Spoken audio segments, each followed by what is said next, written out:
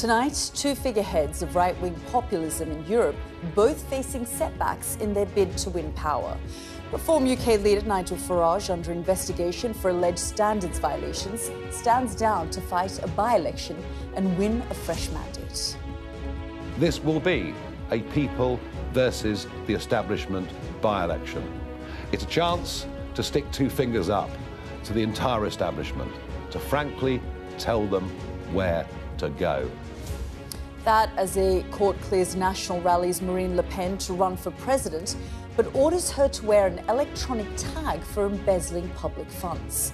Both leaders seem set to fight for their political futures, but will allegations of sleaze undermine their appeal to voters? We'll discuss. Also tonight, NATO leaders gather in Ankara, hoping to appease Donald Trump with pledges on defence spending, but the US president says he feels let down by his allies. I speak to the United Nations High Commissioner for Refugees in Afghanistan about the multiple crises facing the country, from displacement to women's rights.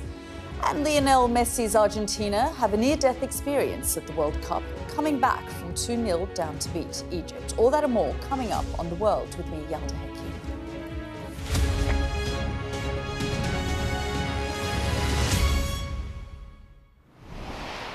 Good evening. As the forces of right-wing populism surged in recent years, two figures have stood out as preeminent: Nigel Farage and Marine Le Pen. Tonight, both find their political futures thrown into doubt. The Reform UK leader responded to investigations into his financial dealings by denouncing what he called foul means used by the establishment as he resigned as an MP to fight a by-election in his Clacton constituency. The National Rally leader, meanwhile, finds her path to power hindered by a legal verdict, which would mean that she needs to wear an electronic bracelet after being found guilty of embezzling public funds. Tonight, she said she would still stand.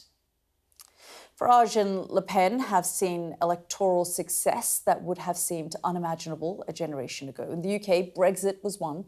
A Labour Prime Minister with a landslide majority forced out in part by the Farage factor. In France, National Rally beat the mainstream parties in legislative elections and won over 13 million votes in a presidential election. The French presidency is within reach in 2027. So, are the problems facing the two leaders a desperate rearguard action by the establishment, or the passing of the high watermark for the populist movement across the continent? We'll discuss that on tonight's show. But let's start with Mr. Farage. He's our chief political correspondent, John Craig. This will be a people versus the establishment by-election. That was the claim by Nigel Farage as he made his shock announcement that he plans to resign as an MP and fight a by-election in his Clacton constituency. In a 20-minute speech which he billed as a statement about his future in public life, the Reform UK leader accused the establishment of using foul means against him and insisted he'd done nothing wrong and not misused public money. Let me be absolutely clear. I have done nothing wrong. I have not broken the law in any way at all. I have not misused public money. And you know, for the first 2 years of being an MP, my personal MP expenses are zero. His defiant fight back comes as Mr Farage is under a parliamentary investigation into an undeclared £5 million donation from Christopher Harborne, a Thailand-based crypto billionaire. He's also now facing a further inquiry into his links with a long-time friend and ally, convicted fraudster George Cottrell, known in Westminster as Posh George. On the by-election, Mr Farage said, "It's a chance to stick two fingers up to the entire establishment, to frankly tell them where to go. And that is why I will be putting my name forward to stand in this by-election. I will fight to win. I will fight to continue the political revolution that Reform has started." But within hours, Labour, the Conservatives, the Lib Dems and Restore Britain said they won't be standing in the by-election, dismissing it as a circus, a fake by-election and a vanity project. He also accused the media of breaching his privacy. There is no public interest in my daughter whatsoever. She is not involved in current affairs, doesn't seek to be involved in current affairs and has never been used by me once at any point in my political career. She now has broadcasters haranguing her. Sky News were one of them, and when I questioned them on it, they willfully and deliberately lied and said on their channel that they hadn't contacted the family. And later, Mr Farage released this video showing media at a property linked to him on Monday. The first interaction was at 7:41 a.m. and the second at 10:19. In a statement issued after the video, Sky News said Sky News was not at the property at 7:41 a.m, as has already been acknowledged and as shown in the footage from 10:19 a.m. Sky News was outside a property where Mr Farage was registered to vote at the last election. Sky News did not interact with Mr Farage's daughter. On a single occasion, we approached the property without a camera operator, identified ourselves as Sky News, and the adult occupant chose not to engage. We were seeking to contact Mr Farage to ask questions about the gift he accepted from Mr Cottrell. This is a well-established and routine journalistic practice when reporting on matters of legitimate public interest. The footage clearly demonstrates that Sky News did not hound or pursue Mr Farage's daughter. At no stage did we seek to speak to anyone other than Mr Farage in connection with this story. His speech followed an angry exchange with Sky News as Mr Farage arrived back in the UK from the United States. Mr Farage, Sky News, was it a mistake not to declare the gifts from George Cottrell, sir? You tell your bosses you harass my family anymore, and I'll take you with serious consequences. That's what your organisation has done this morning. Go away. Was it a mistake not to declare the gifts, sir? Did you not hear me? You have broken all the rules, Leveson and everything else. Cut. The by-election in Clacton means the investigation into Mr Farage by Parliament's Standards Commissioner will now be suspended. But that doesn't mean it's over. The rules on MPs' conduct say that if an MP is re-elected, the investigation can be resumed, which means Mr Farage could face a second by-election if he's suspended and there's a recall petition. But for now, for Mr Farage, it's back to campaigning in Clacton, where he'll defend a majority of nearly 8,500. Though with rival parties boycotting the by-election, it won't be much of a contest. John Craig, Sky News. Well, meanwhile, in France, the far-right leader Marine Le Pen has said she will run for president next year. Le Pen's political future had been in doubt after she was found guilty of misappropriating public funds last March and giving a 5-year ban from public office. Today, a court in Paris ruled she could stand for election but would need to wear an electronic tag. Let's go straight to our Europe correspondent, Alistair Bunkle. And Ali, as I said, the path is clear for her, but there are a series of conditions. Yeah, it's been a somewhat sort of topsy-turvy day in France. So let's go back to last year, and Marine Le Pen was convicted of misuse of public money, for basically using money that was supposed to be for European Union business for the party, but instead for the, domestic politics. She was given a 5-year ban on standing for public office, but she decided to appeal it. And to some degree, she won that appeal today, in so much that the ban on running for public office was reduced to 45 months. 30 months of that is suspended, which leaves 15 months, of which she has now served. So she is now free to stand for public office, crucially meaning that she can stand in the French presidential elections April of next year. But she was told that she would have to wear an electronic tag as part of this, and she had previously said that if she had to wear an electronic tag, then she wouldn't run for president because it would make campaigning very hard, if not impossible. She wouldn't be able to get out freely to attend campaign rallies, to speak to potential voters, etc. Now, we heard nothing from Marine Le Pen when she left court. She went back to her party's headquarters. They huddled clearly with advisors. And then she appeared on French television tonight to give her first interview, first reaction. and she said that she would run for the presidency of France.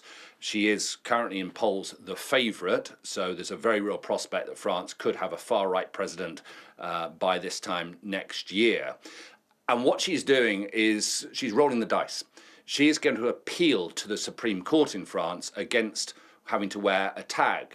That probably won't be heard until about January or February next year, which means for the next 6 months or so, she'll be free without an electronic tag on to go out and campaign. So come then the Supreme Court hearing early next year, obviously could go one of two ways. Either they might find in her favour, she'll never have to wear an electronic tag and she can continue to campaign, or they will uphold the decision of the court today. She will have to put a tag on, but then she'll only have a matter of weeks left before the election and most of the campaigning will have been done. But that raises the prospect of her then winning the presidency and going into the Élysée Palace wearing an electronic tag. Now, this would just be guesswork, but I imagine if that were the case, then she might make the case that as the democratically elected president of France, she can't possibly wear an electronic tag if she's going to carry out the duties of president. That's just speculation. So I think probably, in summary, quite a good day for Marine Le Pen. She's found a route to run for French presidency. Her protégé, Jordan Bardella, a 30-year-old slick operator who would have been the alternative choice, will now run as her prime minister. I think that will satisfy him. But for Europe, the European Union, where I am in Brussels, it is the prospect, the very real prospect, that France, one of the biggest members of the European Union, one of the richest, most powerful countries in Europe, will quite soon have someone from the far right who is hostile to the EU. Ali, as always, thank you so much for your reporting and analysis there. Well, joining me now is Catherine Fiaschi, political scientist specialising in the study of far-right and populist parties. Thank you so much, Catherine, for joining us here on the programme. It's been quite a day for these far-right populist leaders or insurgents here in the UK and in France as well. You know, they are fighters. That's how they have always presented themselves. And they've been fixtures of their national dialogue and stages for decades. Yes, absolutely. It's also been quite a day for those of us trying to follow what was happening to Marine Le Pen. You know, the court's verdict caught everybody by surprise. It was a scenario that no one had particularly examined, and then everyone was wondering whether Marine Le Pen would stick to her promise of not running with an electronic tag, and she's found a way essentially to, you know, push back the time frame in order to be able to begin the campaign, no matter what. And so I think that she's had a relatively good day. She's come out fighting in the way that she usually does. There is still the very real matter of the fact that the court played a very subtle game, and essentially, having been accused of a political decision in the first instance, decided that it would basically put the ball back into Marine Le Pen's court. And Marine Le Pen basically put the ball right back into the court of another court, as it were. And therefore, you know, the decision is still one that the Supreme Court needs to make. Yeah, and, you know, just listening there to my colleague, Alistair Bunkle, I mean, it is quite extraordinary, this idea that not only is she the front runner, you know, and things can always shift and change in France, as we know, but the fact is that, you know, even though it's a hypothetical, she could potentially win the presidency and go in with this bracelet, this electronic tag. Well, I think what she's counting on is that she will not have to wear the electronic tag. And this is where, you know, there's a little bit of magical thinking, I think, on her part. But let's face it, the magical thinking has got her this far. I think there's a couple questions that we need to ask. One is that it's fair enough to assume that her core base, her core voters, won't be deterred by the fact that she has indeed been condemned for very serious offenses, right? The court went out of its way to say this, how serious the offenses were. And her core voters won't be deterred. But in France, you need to go through a first round, and I think she will make it through this first round. But then you have to go to a second round of voting where you have to reach, 50% plus. And this is where I think that, there may still be a very large percentage of French voters that actually will be put off by the idea of handing the keys to the Élysée to somebody who has been found guilty of such serious offenses. And her politics. I mean, we see this in France, and I saw it during the parliamentary elections. I was there in Paris, where the first round, the far right does really well, and then the state panics, and then they vote the other way, where we then saw the far left come into power and create this mishmash sort of coalition that clearly hasn't worked either. And so this system where there are two chances here sort of then allows the country to reflect and correct whatever course it thinks it's going and path it thinks it's going down. Absolutely. The way that the French often characterize their system is that your first vote is with your heart, and then some would argue with your gut, and then your second vote is your reasonable vote. You vote with your head, and I think that this thus far, Marine Le Pen has always been disqualified at the second round because the French voters have come to their senses. But we need to keep in mind that she's an experienced politician. She's also a politician who has gone through a very difficult trial, both in metaphorical and in very real terms. This is something that probably makes her more credible. She's got this story as a survivor now, and of course her party thrives on this kind of alleged persecution, the system being rigged against her. I think in many ways the recent trial has actually probably strengthened her as a political personality and as a political character. Those of us who follow the Rassemblement National, in fact, probably feel that the fact that she can run makes the party more dangerous for others, rather than if Bardella had been the default candidate. So she's got the experience. She's been in this campaign, in this sort of campaign before, and so this time, there may be a real chance. I just have a minute left, but I wanted to ask about Jordan Bardella. Where does this leave this sort of young, slick guy who, took the messaging on a different path? I mean, same politics, but he sold it and packaged it in a way that became palatable in France, especially with young voters. Absolutely. I think that Bardella is, probably slightly disappointed tonight, despite what Marine Le Pen tried to convince us of earlier this evening.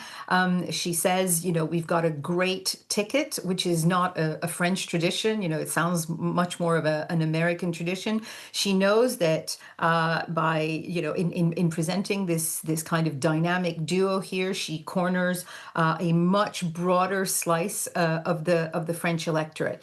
But Bardella is a very inexperienced politician, and even though the voters seem to be completely resigned to the fact that he might be running, in fact, he was probably outpolling her in recent months. The fact is that there was always a doubt as to whether or not, he would be radical enough, or whether, in fact, he would, behave in a more conciliatory way toward mainstream parties. And there was always a question as to whether or not he would have the chops at the age of 30 to go through the marathon that is a French presidential campaign. So, he's a different politician. Again, he's only 30. He will probably have another chance to run for other offices in the next few decades. Catherine Fiaschi, thank you very much for joining us here on the programme. Pleasure.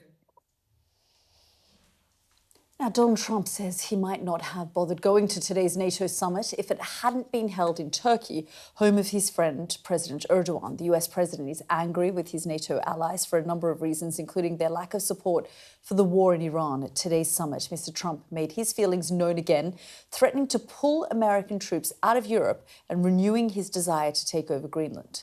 Our security and defence editor Deborah Haynes reports from Ankara.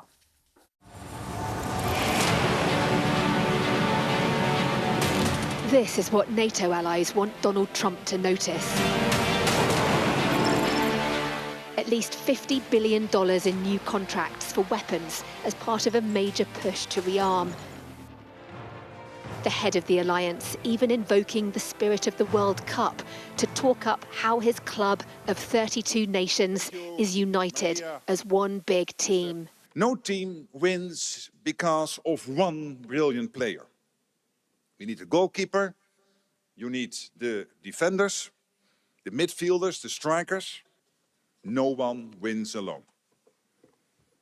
NATO is much the same. It takes a whole team to deter and defend most effectively. That's how things should work. But in the NATO lineup, the biggest player still holds the red card. Yeah, I was very disappointed with NATO. And frankly, if it weren't held in Turkey, where my friend happens to be a very strong leader, a very strong person, it's possible that I wouldn't have attended. Donald Trump is angry at the UK and other allies for not supporting him in his war with Iran, again threatening to withdraw US troops from Europe. He even repeated a desire to take control of Greenland, despite it being part of the Kingdom of Denmark, a fellow member of the alliance. It was Greenland that, and it continues to be, that should be controlled by the United States, not by Denmark. And when they wouldn't go along with it, and with all the money we spend to help them with Russia, and we don't have to spend any money, we could remove all of our soldiers out of Europe. With leaders gathering in Ankara for a dinner and then a day of talks, a key question will be whether Trump punishes allies that aren't doing enough to lift defence spending. That could mean an uncomfortable last outing on the world stage for Sir Keir Starmer, pictured here with his World Cup rival and NATO ally. England and Norway will face each other in the quarter-finals at the weekend. The UK's new Defence Secretary spotted on the pitch, but not stopping for a chat. Dan Jarvis, Sky News. We're doing a live as you're arriving. Are you preparing for a frosty reception from allies because you haven't spent enough on defence? They probably won't thank me for doing that, but there you go. The other focus for the meeting will be Ukraine. It's not a member of NATO, but wants to join the team after proving its strength defending against Russia's war. If Ukrainians already know how to fight like this, then it does make sense for these capabilities to become a part of the alliance's collective defense. That would make all of us stronger. Volodymyr Zelensky will hold a meeting with Trump, who says a peace deal with Russia could be close. Until then, though, Ukraine needs all NATO players to keep supporting his side. Deborah Haynes, Sky News, Ankara. This is The World with me, Yalda Hakim. Still to come on the programme, we'll hear from the UN High Commissioner for Refugees, who's in Afghanistan to witness a growing humanitarian crisis.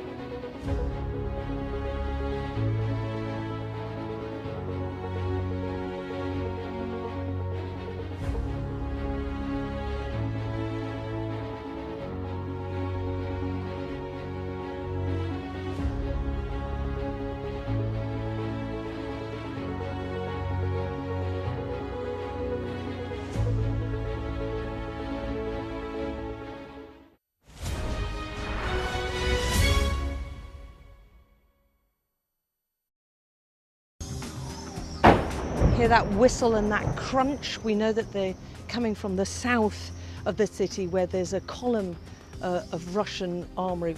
I'm Alex Crawford and I'm Sky's special correspondent based in Istanbul. Look at that sheet of flames, and that has happened within minutes, and now it's coming from both sides and it's moving this way.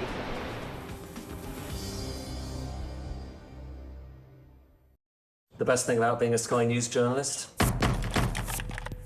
I'm going to take you behind the scenes here for Election Night Live. They have gone up and up. Being a Sky News journalist. Ed Conway, Sky News, is anyone going to talk to us? Mortgage rates did go up very sharply during your time in office. Here it is. First off, just the scale of what we're looking at. Our data shows it's been happening. Question is, why it hasn't been stopped. Jubilation in the streets, while some emotional. This is a political victory for Prime Minister Modi and his Hindu Nationalist Party. I'm Neville Lazarus and I'm Sky's reporter based in Delhi. Companies like these are helping India in its trajectory to be a serious player in space exploration. Sky News, get the full story first.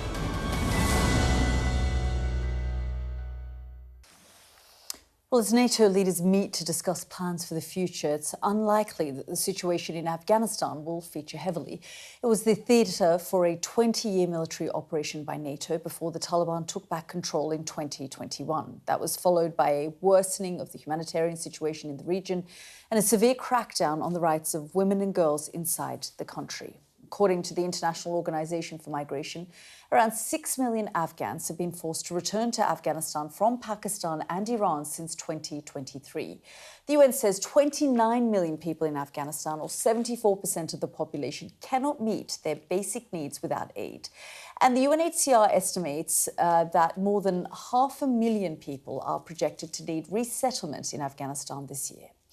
I spoke to the UN High Commissioner for Refugees, Barham Saleh, a little earlier. He's currently in Kabul assessing the scale of the problems facing the country.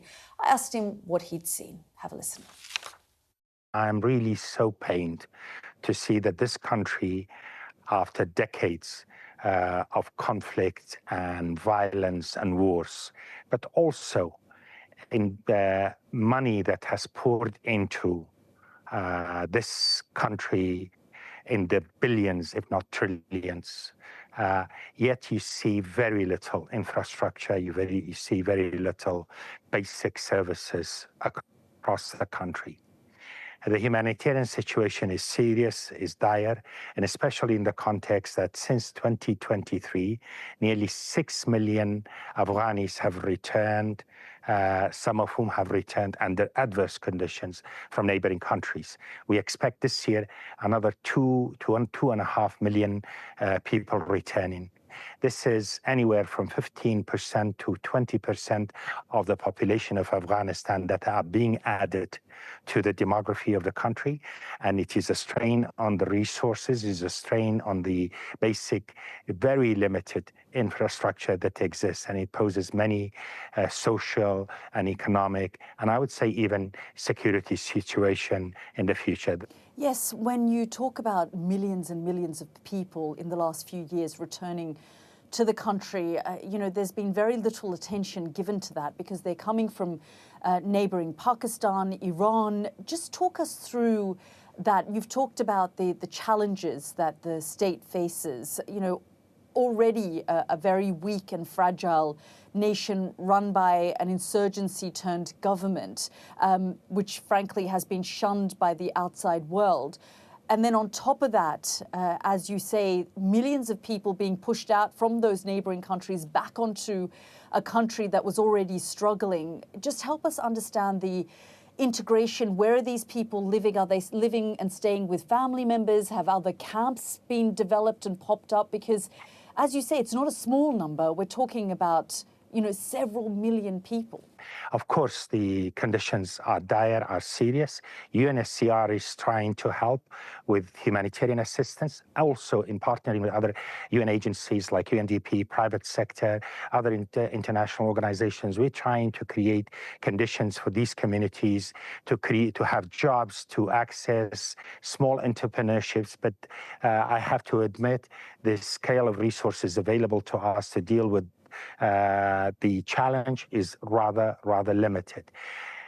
Putting things in context, on one hand, against the backdrop of the horrendous last few decades that Afghanistan gone through, the last couple of years have seen, quote, relative stability in this country. This is, again, we can all debate the limitations of the situations, but this stability also offers opportunities to making sure that things are pushed and engaged in a way that will lead to better situation.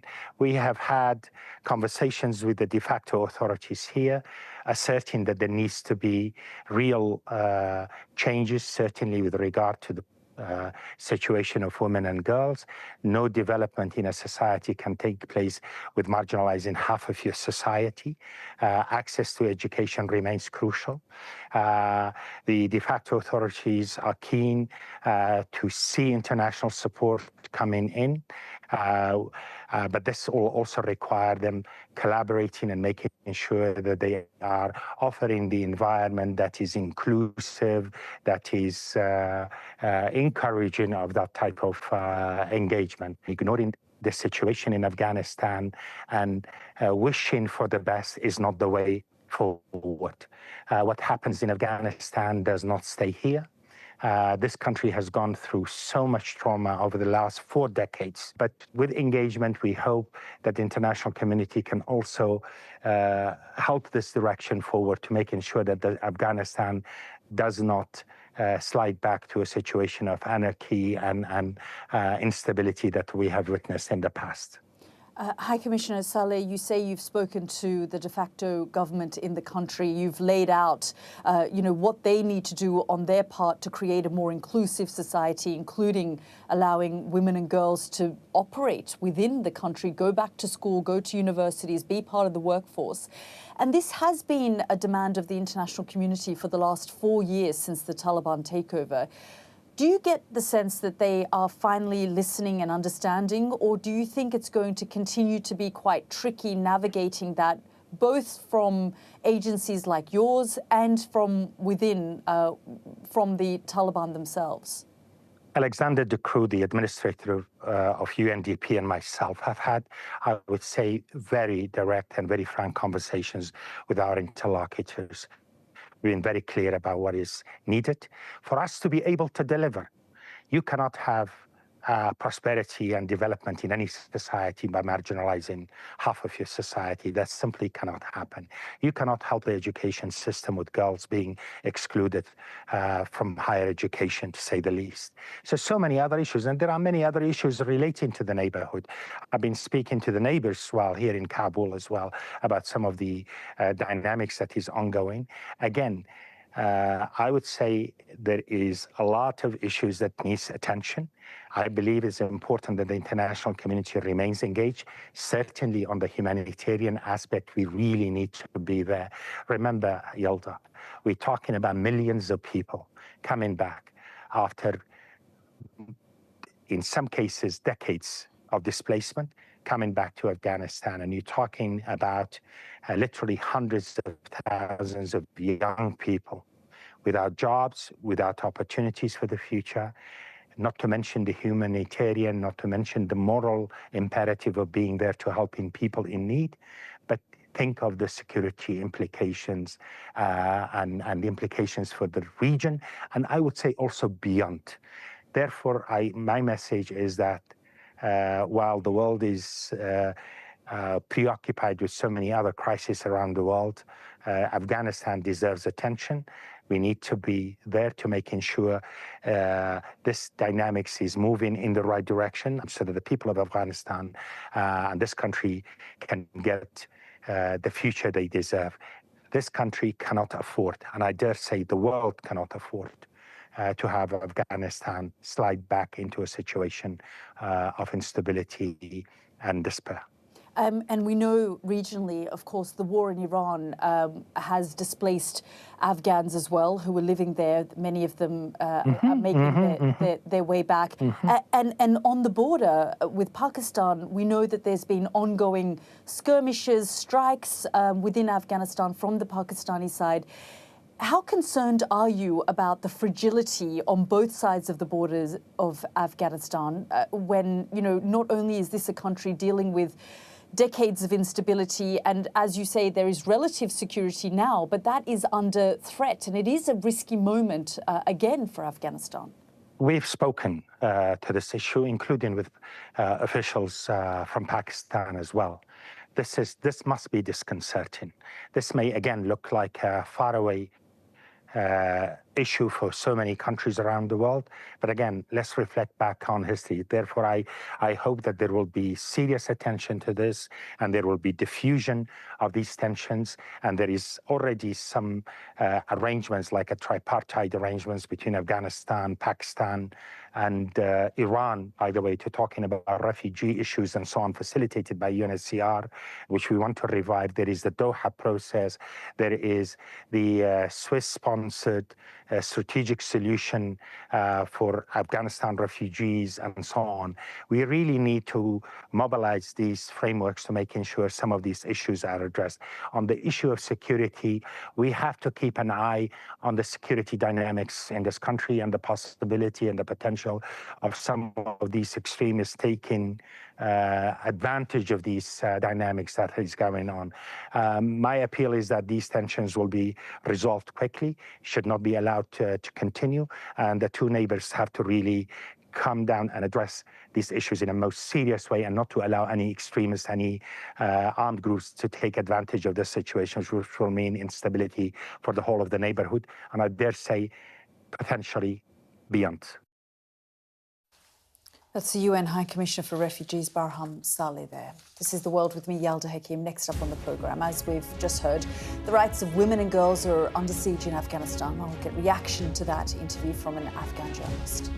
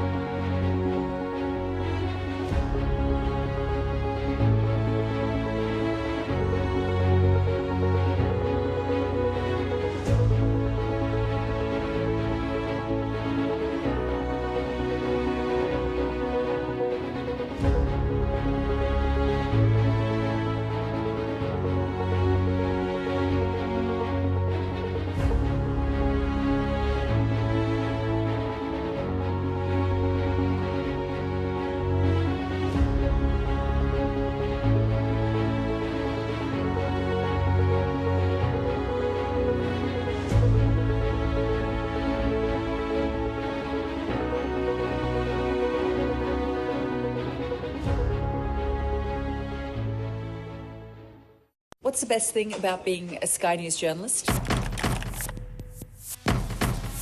Who's funnier? Being a Sky News journalist. A special edition of The World with me, Yalda Hakim. Pakistan has the right to respond. You're like, what? A historic day here today. Congratulations, this is a huge moment. But what happens now? Well, before the break, we heard from the United Nations High Commissioner for Refugees as he visits Afghanistan, a country where women's rights are under daily siege. We are now on day 1,753 of the Taliban's oppression of Afghan women, with classrooms becoming forbidden places for millions of Afghan girls. The UN High Commissioner told me that, in his words, you cannot have prosperity and development in any society by marginalising half of your society. Well, joining me now is Zahra Joya, an Afghan journalist and the founder and editor-in-chief of Rukhsana Media. Zahra John, thank you so much for joining us here on the programme. I mean, we've been talking about this crisis that Afghan girls and women have been facing at the hands of the Taliban for the last 4 years. And I was speaking to the UN High Commissioner for Refugees, and it seems to be an ongoing conversation that, you know, leaders have with the Taliban, but they don't seem to be changing the situation on the ground and the reality for millions of Afghan girls and women. Thank you, Yalda Jan, for having me. I think one point is very clear, that the Taliban has been failed to effectively rule Afghanistan and to establish a system that meets international standards of governance and human rights. So because of the severe restrictions on women and human rights, now so many human rights activists described it as a system of gender apartheid. The crisis in Afghanistan is not only about humanitarian aid. Most people in the country live under Taliban operations. Women, when people are denied the right to work, study, and take part in the society, so no amount of humanitarian assistance can solve the problem. So policies, the Taliban policies severely restricted, civil liberties, especially for women and girls. As you may be aware about that, so far the Taliban leaders has issued more than 400 decrees, laws and orders, and more than 80 of these target women directly, and all are rooted in misogynistic and discrimination against women. Yeah, and we've been talking about for the longest time the fact that the country faces so many other issues, including threats from groups like ISIS in Afghanistan, yet the Taliban's war seems to be focused on women and girls in the country. But, you were just talking there about the restrictions that women and girls continue to face. You know about this all too well. You've written a book called The Vanishing Girl of Kabul, because you yourself experienced this repression in the 90s when the Taliban were first in power. They're repeating what they did then to millions of girls today. Absolutely. I mean, we are exhausted by this all ongoing crisis in our country. I mean, for me personally, I describe myself as the vanished girl of Kabul. I mean, I struggled so much for my rights, very basic human rights, and to exist as a woman and as a human inside the country, but it didn't work, and I finally fled. But at least for me, I have a safe place. I have, platforms and my voice to speak about, and for millions of girls back home. It's a horrible, it's a shocking moment that they are imprisoned in their homes. They are not allowed to go to school, to pursue education, and their freely movement. I mean, even when the women can go to the doctor, they have to have a male guardian or male mahram. So, as I mentioned earlier, these orders have taken away almost all of women's rights, civil and political rights from women, including the rights of education, travel, and seeing a doctor without male mahram. So these facts makes one thing clear, that what we are seeing in Afghanistan is not simply a government with serious human rights problems. We are facing something far more extreme. And now our children are in danger. The millions of girls that they are deprived from education, they are extremely, in a bad situation in terms of psychological issues, and very, very, serious issues. There's one in Afghanistan today. Zahra Joya, always good to talk to you. Thank you so much for joining us here on the programme. Thank you. This is The World with me, Yalda Hakim. Next up on the programme, a controversial return to the Olympic fold for Russia's athletes.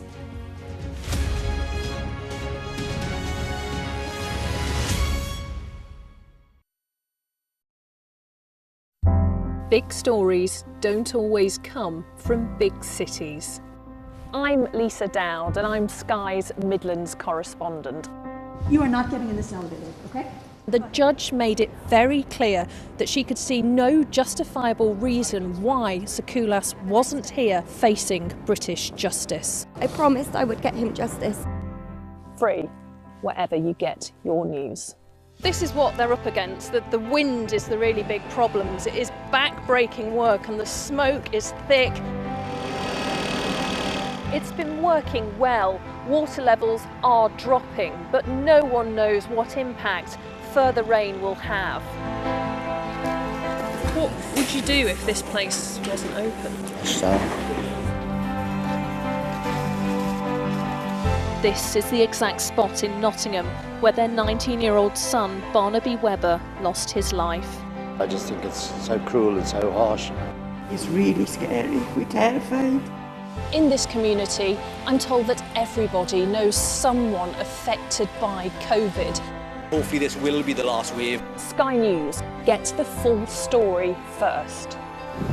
Change seems tantalisingly close in this corner of the UK.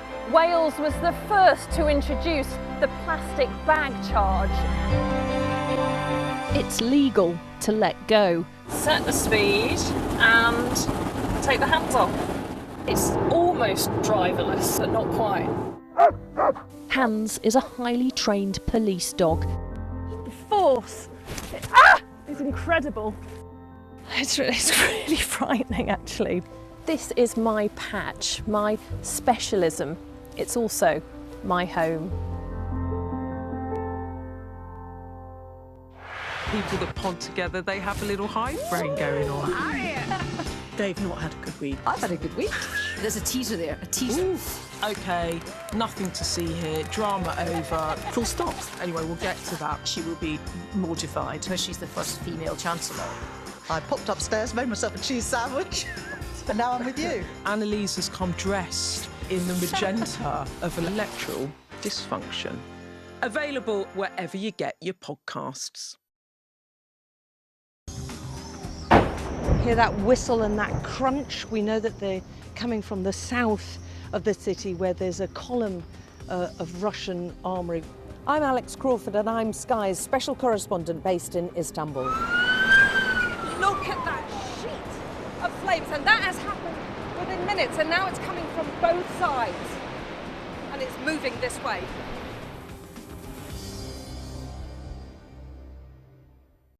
The best thing about being a Sky News journalist? I'm going to take you behind the scenes here for Election Night Live. They have gone up and up. Being a Sky News journalist. Ed Conway, Sky News, is anyone going to talk to us? Mortgage rates did go up very sharply during your time in office. Here it is. First off, just the scale of what we're looking at. Our data shows it's been happening. Question is, why it hasn't been stopped. Russian athletes are controversially set to return to the Olympic fold after the International Olympic Committee provisionally lifted the ban it brought in after the invasion of Ukraine. It would see them back in time for the Los Angeles Games in 2028. But the IOC has not yet ruled on whether Russia will be allowed to display its flag or have its anthem played at the Games. Let's bring in our sports correspondent, Rob Harris. And Rob, I know that you've been tracking this story for some time, and it's been a debate and a discussion that's been ongoing. It has been, and despite the fact the war on Ukraine does continue by Russia, sports are looking to bring Russian teams back from their international exile. It was the day after Kirsty Coventry was elected as IOC president in March 2025 that she told me she was against banning countries over conflicts.